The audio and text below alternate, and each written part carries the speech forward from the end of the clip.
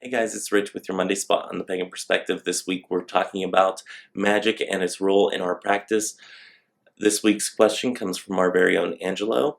A little background to this is that he is involved in a Hellenic group up in New York that doesn't do any magic or spell crafting, that he thinks most pagans, or a lot of pagans, I'd probably agree that a healthy majority of pagans uh, engage in a magical type of practice.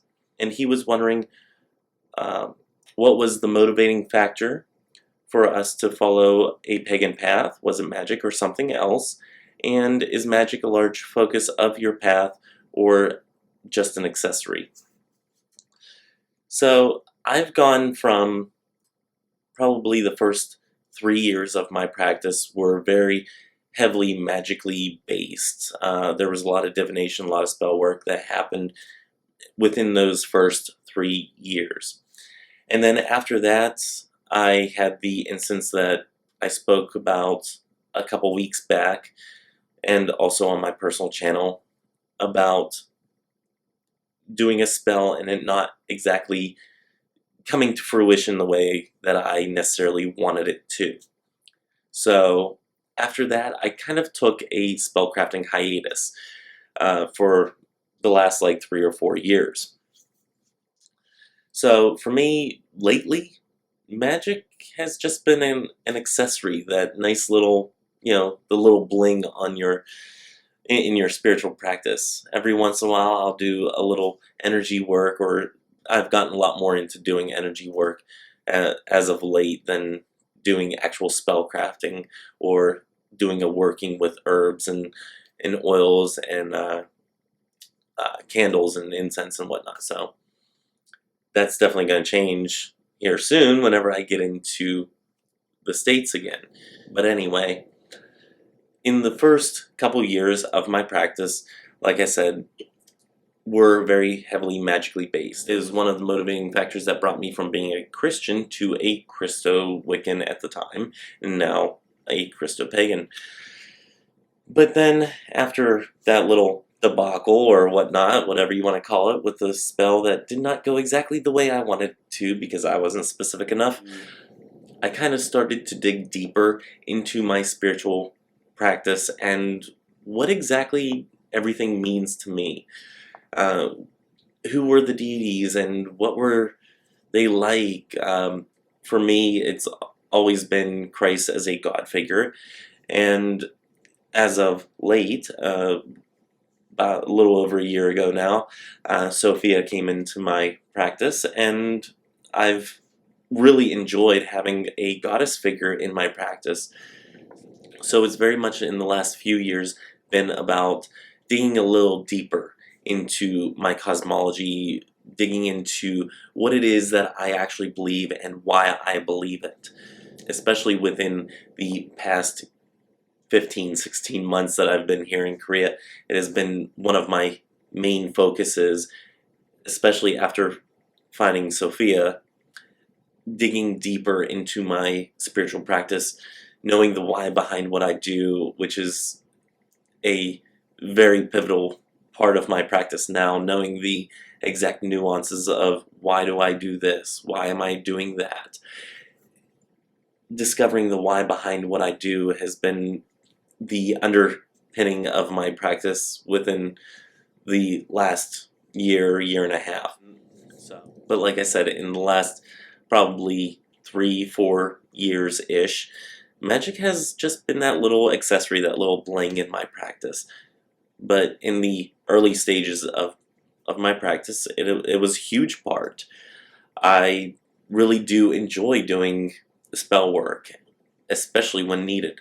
And I will tell you that in the future, spell crafting and spell working will definitely be a huge part of my practice once again as I get back into the States and try to do more workings to achieve the goals that I really have set for myself in 2017. If you're wondering about those goals, you can visit my personal channel, links below, and you will find goal setting videos that I did in early January. I think there's 2 of them, possibly 3. I think only 2 though. Anyway, shameless plug. In 2017, once I get into the States, once I get settled down, magic will once again be a huge focal point of my practice. And I won't necessarily take away the theological or philosophical basis of my practice, but I will incorporate them more into my magical workings than what I did in the past. Now that I have a deeper understanding, since I've taken a step back and examined things further, I have a deeper understanding of the whys behind what I do and the little things here and there that are involved with spellcrafting, the think before you leap type of aspect, thinking through all the little things that can come back at you and being more specific in my spellcrafting. It's definitely something that I'm not that I wasn't ready in my early practice, but it's something that I have a deeper understanding, a deeper knowledge base, a firmer grasp on exactly what I'm doing and why I'm doing it.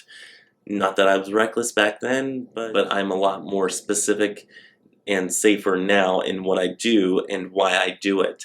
There's that deeper understanding, that deeper grasp on exactly what it is that I'm doing and the causes and changes that I will make in my life, as well as in the ripples that are made from that spellcrafting.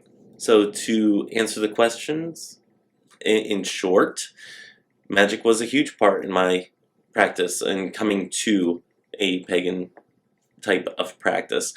And nowadays it's just that little accessory, but it's going to be less of a necklace type of accessory and more of a coat type of accessory, or in this case, cloak type of accessory in the future. So, yeah. I think that answers the question in its entirety, probably a little too much reiterating. I do want to say that you will probably see this same background, the same clothes in March and probably most of April's videos. I am pre-recording these before I leave South Korea. It is Monday the 27th, I think, right?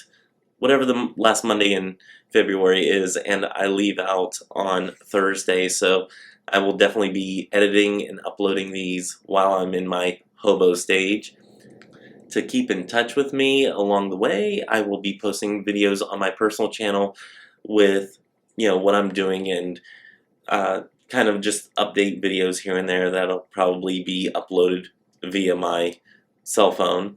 So if you want to catch up with me in the meantime, you can catch me on my personal channel. I will be making videos while I'm in my hobo stage, and I will also be tweeting here and there about where I'm going to be, what I'm going to be doing, and just little things here and there. So go ahead and keep track of me via those, and I will put links in the bottom bar.